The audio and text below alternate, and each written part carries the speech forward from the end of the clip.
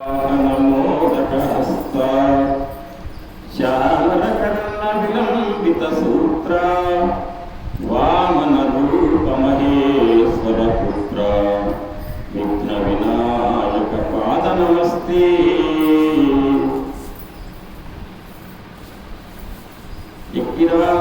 కులాంబోధి విధుమానంద రూపిణం అనంతార్యతనోజాతం కృష్ణం వందే జగద్గురుం.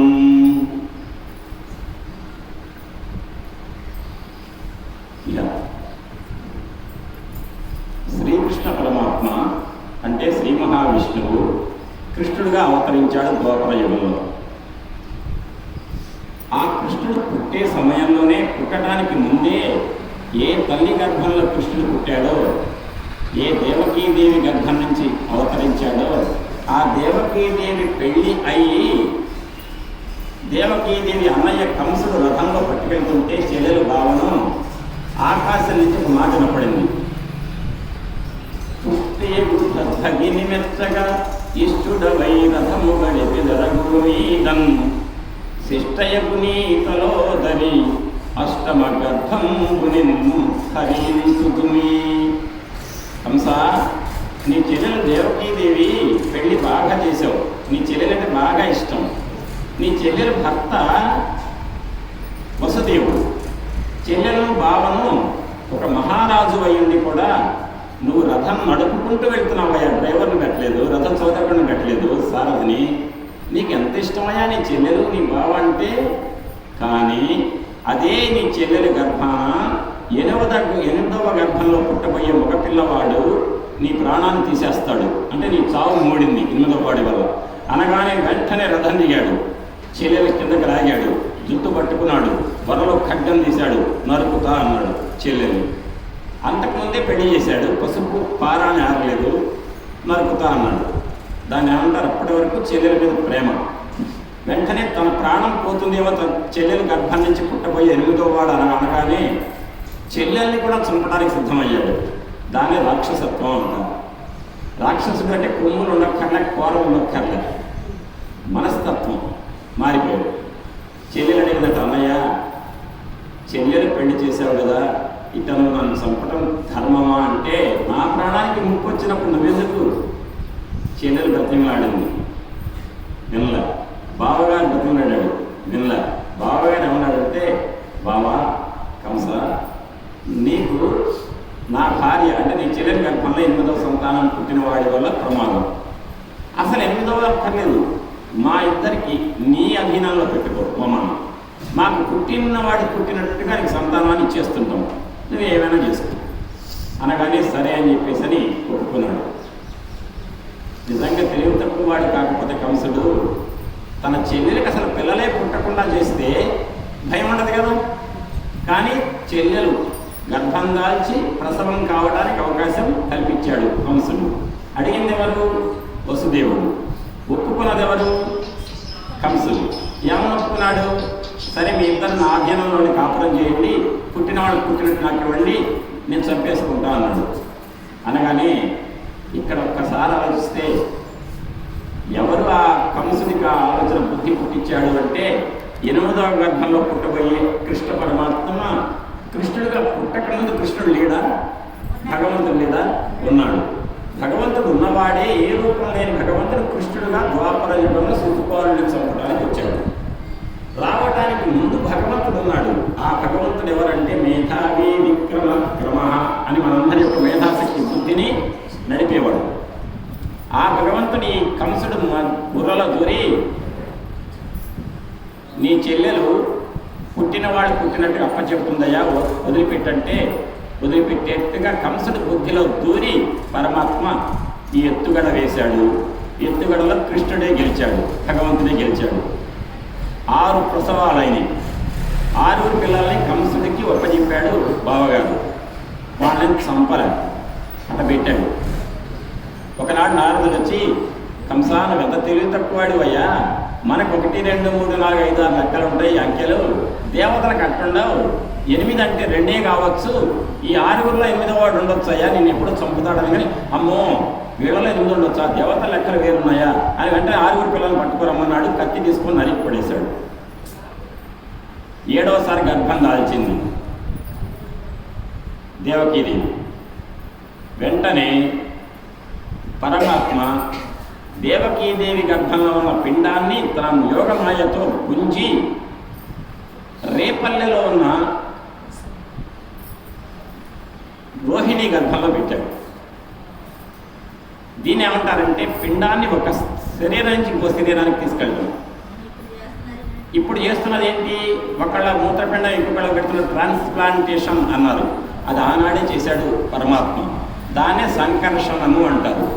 ఆ సంకర్షణం అనేటువంటి ప్రక్రియ ద్వారా దేవకీదేవి గర్భంలో ఉన్న పిండాన్ని రోహిణి గర్భంలో పెట్టాడు. అక్కడ రోహిణి గర్భంలో పుట్టిన పిల్లవాడే బలరాముడు. ఇక్కడ దేవకీదేవికి 8వసారి గర్భం దాల్చింది. మరి 7వసారి గర్భం ఏమైంది? సమాజానికి ఏం చెప్పాలి? ఎబార్షన్ అయింది. అంటే దాన్ని ఎబార్షన్ అంటే ఏమంటారు? గర్భస్రావం. ఎబార్షన్ తెలుగు ఇంగ్లీష్ రాని వాళ్ళు ఎవరు పల్లెటూరులో ఈరోజు గర్భస్రావం అయిపోయింది అన్నారు, పిండ విచ్ఛిత్తి అయిపోయింది అన్నారు. కానీ నిజంగా పిండం ఎక్కడ పెరిగింది? రోహిణి గర్భంలో. ఆమె ఎవరు? వసుదేవుడికి ఇంకొక భార్య. తర్వాత 8వసారి గర్భం దాల్చింది. అప్పుడు కృష్ణుడికి కంసుడికి పట్టుకుంది. దేవతల లెక్కల్లో 6 తర్వాత 7, 8.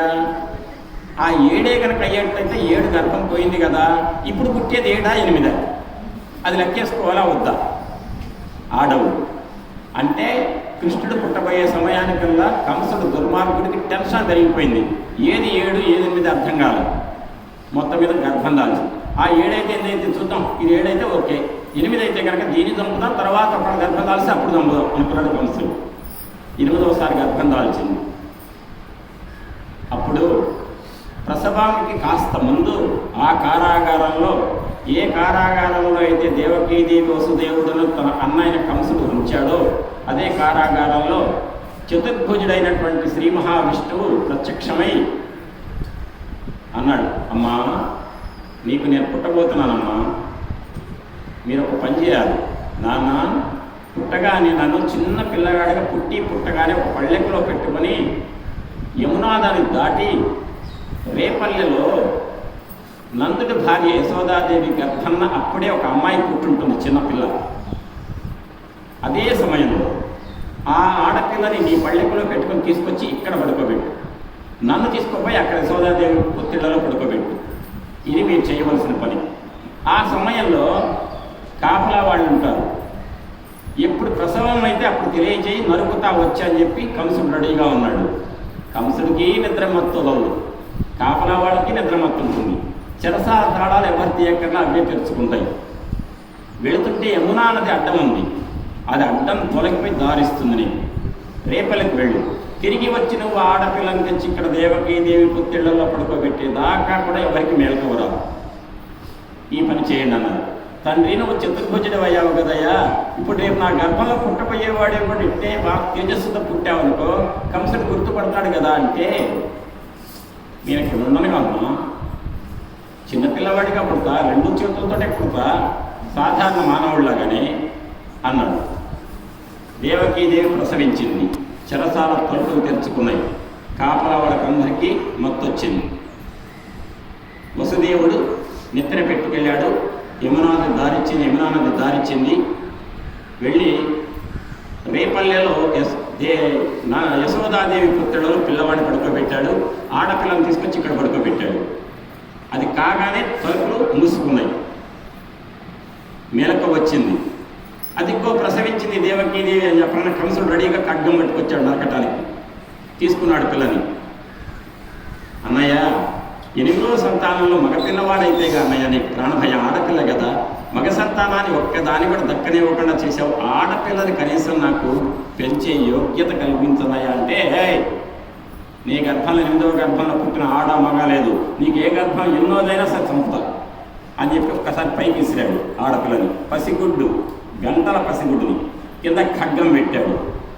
ఆ ఖడ్గం మీద పైనుంచి పిల్ల కింద పడాలి, ముక్కలు కావాలి. పిల్ల ముక్కలు కాలేదు, పైనుంచి కింద పడాలి. పైన 18 భుజాలతో మహాలక్ష్మీదేవి అవతారాన్నెత్తి, కంస, నువ్వు 8వ గర్భంలో పుట్టినటువంటి పిల్లవాడి వల్ల ప్రాణ అపాయం ఉందని చెప్పి నేను ఆడపిల్లని పుట్టినా చంపాలని ప్రయత్నించావా? నిన్ను చంపటానికి 8వ గర్భంలో మగపిల్లవాడు పుట్టాడు, పెరుగుతున్నాడు అని చెప్పేసి మాయమైపోయింది. ఎందుకు చెప్పాలన్నమాట? కంసుడికి టెన్షన్ పెంచాలి. అంతేకాదు, ఎక్కడో పుట్టాడు కృష్ణుడు, ఎక్కడో విష్ణువు పుట్టాడు, పెరుగుతున్నాడు, చంపాలంటే విష్ణువుకి వ్యతిరేకంగా నోటికొచ్చిన మాటలు మాట్లాడాలి. అట్లా నోటికొచ్చినట్టు వ్యతిరేక మాటలు మాట్లాడినప్పుడు దాన్ని ఏమంటారు తెలుసా అండి? వైరభక్తి అంటారు. వైరభక్తితో భగవంతుని తిట్టి తిట్టి తిట్టి హిరణ్యకశిపుడు పోయాడు. రావణాసురుడు కూడా సీతమ్మని పెట్టవలసినటువంటి ఇబ్బందులని పెట్టాడు, నోటికొచ్చిన మాటలు అన్నాడు, పోయాడు. కంసుడు కూడా దుర్మార్గుడే, అయినా కూడా భగవంతుడు భక్తితోటి వ్యతిరేకమైన భక్తితో తిట్టి తిట్టి తిట్టి అదే పనిగా ప్రాణం పోగొట్టుకుంటే మోక్షం వస్తుంది. కంసుడికి కూడా మోక్షం ఇవ్వాలంటే కంసుడు ఏం చేయాలి? తిట్టాలంటే ఏం చేయాలి? ఆడపిల్ల ఎంతో గర్భం పుట్టింది, ఇక నాకే శత్రువులు లేరు అని కాముగా ఉంటే కంసుడికి మోక్షం రాదు. కంసుడు తిట్టేట్టు చేయాలి. అందుకని ఆ మహాతల్లి ఏమంది? దేవకీదేవి గర్భంలో 8వ సంతానం పుట్టాడు, పెరుగుతున్నాడు.